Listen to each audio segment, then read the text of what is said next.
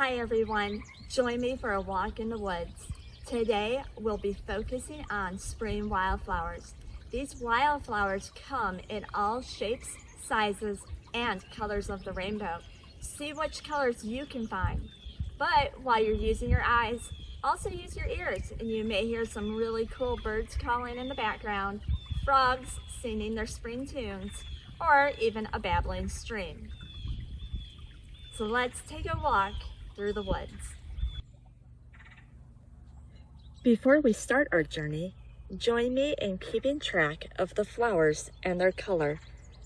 Download the Nature Colors scavenger hunt page from the website. Please remember that when you are in nature, never touch anything you don't know. Don't eat it, and leave the flowers and plants as they are so others can enjoy them. Woodland wildflowers grow well in the spring, since the trees are still bare from the fall. Within the month, these trees will be filled with tiny green leaves budding out and filling in the canopy as they compete for the sunshine. These woodland flowers must sprout, grow, flower, fruit, and set their seeds before the tree leaves block the sun. The race with the forest canopy begins.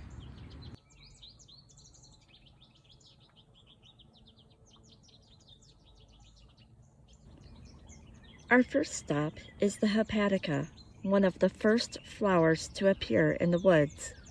They can start blooming in March, so they have a fuzzy look to help stay warm.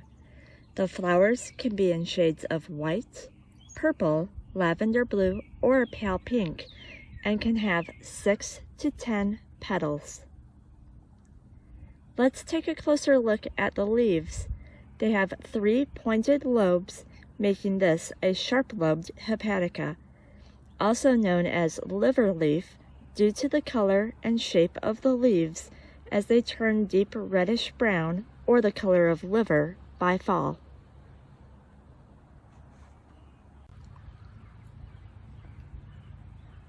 Looking at the ground, we see wild ginger growing in large colonies across the forest floor, with hairy, heart-shaped leaves that hug the ground. If we take a peek under the leaves, we will find a single reddish flower. The flower is cup-shaped with 3 long points coming off the lip. It is named ginger for its spicy, ginger-like scent.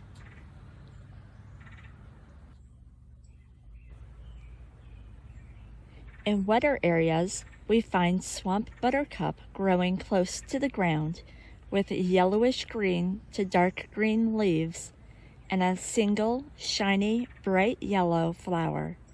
The buttercup will continue to bloom through early summer.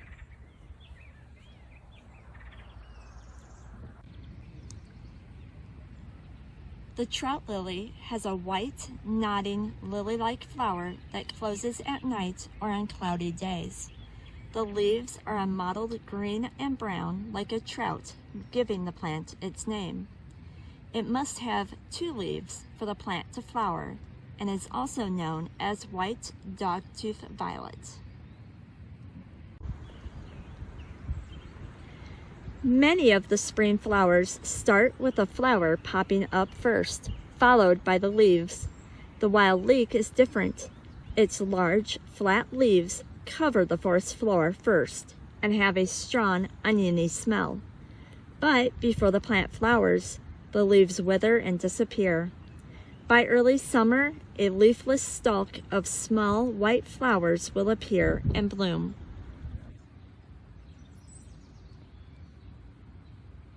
Spring beauties are small white flowers with thin pink lines on the petals. Think of these lines as runways for bees, directing them to the source of nectar. The 5-petal flowers turn towards the sunshine and remain open only in bright sunlight. The leaves are thin and grass-like. Spring beauties can create a carpet of white in the woods. Jacob's ladder is a plant where the leaflets of each leaf create the look of a ladder. Blue, bell-shaped flowers can be found in clusters at the top of the stem.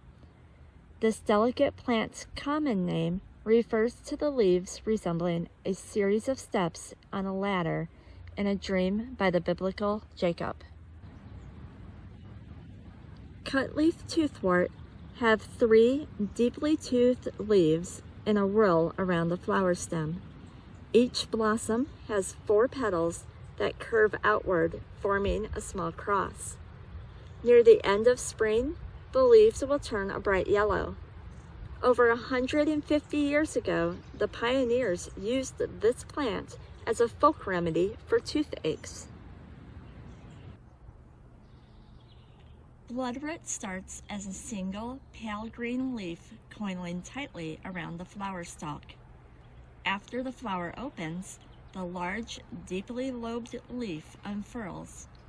Their white flowers are very fragile, and a good wind or rain can be enough to cause the petals to fall off. The name bloodroot comes from the bright red juice which oozes from the root when it is cut or broken.